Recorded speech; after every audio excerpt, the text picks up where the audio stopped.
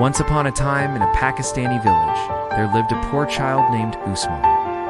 Usman was a bright and curious kid who always had a big smile on his face. He wore a colorful shalwar kameez, a traditional Pakistani outfit, and loved to play with his friends in the fields near his home. But despite his cheerful nature, Usman was often teased by the other children because of his old and patched-up clothes. They would call him names like Raggedy Osman and Patch Adams, which made him feel sad and ashamed. One day, while Usman was playing, he came across a magic genie. The genie told Usman that he could have any wish, but before granting it, the genie wanted to test Usman's character. The genie transformed Usman into a wealthy prince and sent him to a faraway kingdom for a week. The catch was that Usman had to maintain his princely appearance and not reveal his true identity to anyone. If he did, the magic would wear off, and he would return to his old life as a poor boy. Usman, excited about his newfound wealth and status, arrived at the kingdom and immediately drew attention with his regal bearing and fine clothes. Many people complimented him, but he kept quiet, not wanting to reveal himself. However, after a few days, he started feeling lonely. He missed his family and friends, and most of all, he missed a simple life. The palace seemed too big and empty, and the royal food tasted bland compared to the spicy dishes his mother cooked. Just when Usman was feeling the most miserable, he heard the cries of a little girl. He went to see what was wrong and found a young princess sitting by a tree, crying. She told Usman that she had lost her favorite doll and couldn't find it anywhere. Usman, wanting to cheer up the sad princess, offered to help her look for the doll. They searched the palace and the gardens, but the doll was nowhere to be found.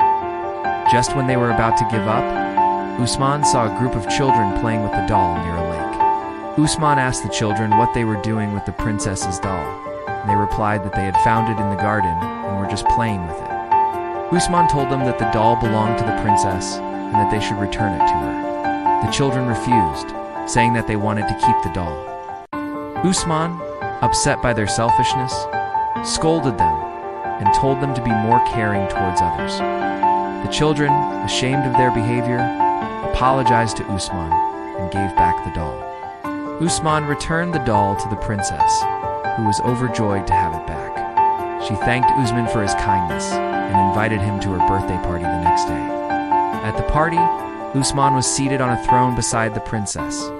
All the nobles and dignitaries in the kingdom attended the party, and they were curious to know who the mysterious prince was and how the princess had befallen him. Usman, being an introvert, felt uncomfortable with all the attention and wished he could go home. Meanwhile, the king noticed Usman's sadness and asked him what was bothering him. Usman, not wanting to reveal his true identity, simply told the king that he was homesick. The king, being a kind and compassionate man, understood Usman's feelings. He told Usman that he could visit his home for a few days, but he had to return before the full moon. Usman, grateful for the king's understanding, went back to his village. Usman spent some happy moments with his family, playing with his friends, and eating his favorite foods. But soon, it was time for him to return to the kingdom. He took a deep breath, put on his princely attire, and left for the palace. As he was walking, he saw a beggar and felt pity for him. The beggar was skinny, and his clothes were dirty and torn. Usman took off his own warm coat and gave it to the beggar, saying that he didn't need it. The beggar, touched by Usman's generosity, thanked him and put on the coat. When Usman arrived at the palace, his appearance was different. He was still dressed like a prince, but he didn't have his coat on. The guards at the entrance noticed the change and became suspicious. They thought that maybe the mysterious prince was not really a prince, but a commoner who had sneaked into the kingdom. They stopped Usman from entering and asked him to prove that he was a prince. Usman, confused and scared, tried to explain, but the guards wouldn't listen. They thought that Usman was trying to trick them and called for backup. Soon, all the royal guards were gathered around Usman, and he felt like he was in trouble. Just then, the king came out of the palace to meet Usman. When the guards saw the king, they immediately apologized for their behavior. The king asked them what had happened, and they explained the situation. The king looked at Usman and noticed that he didn't have his coat. The king knew that Usman was a kind and honest person, so he didn't believe that he would lie about being a prince. The king took Usman inside the palace and asked him why he had given away his coat to a beggar. Usman explained that the beggar was poor and didn't have enough clothes to keep himself warm, so he decided to give him his coat. The king was impressed by Usman's compassion and told him that he was a true prince, not because of his wealth or status, but because of his kind heart. The king hugged Usman and told him that he was proud of him. From that day on, Usman became known throughout the kingdom as the kind prince. Everyone respected and loved him, not just because he was a prince, but because of his good deeds. And although Usman never became a real prince, he learned a valuable lesson about the importance of being kind and helpful to others. So, my dear children, remember that true wealth comes not from money or status, but from our character and the difference we make in the world through our actions.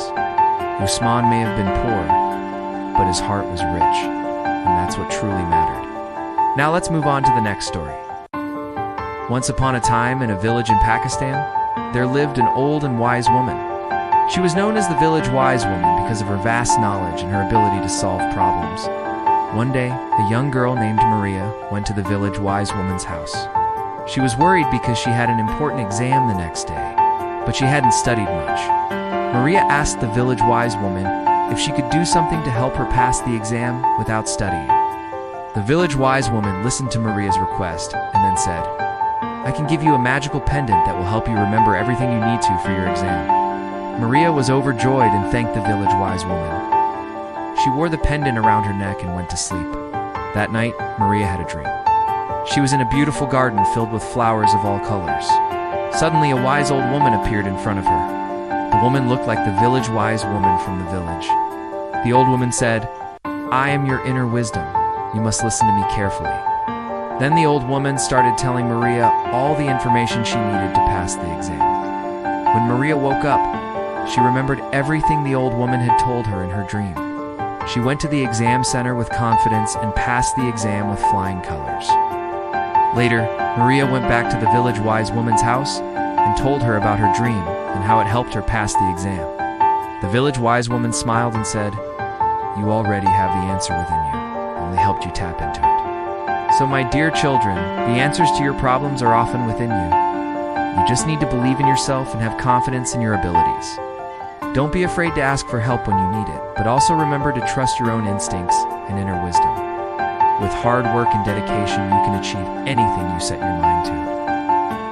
Now it's time for bed. May these stories bring a smile to your faces and valuable lessons to your hearts. Sweet dreams, my dear children.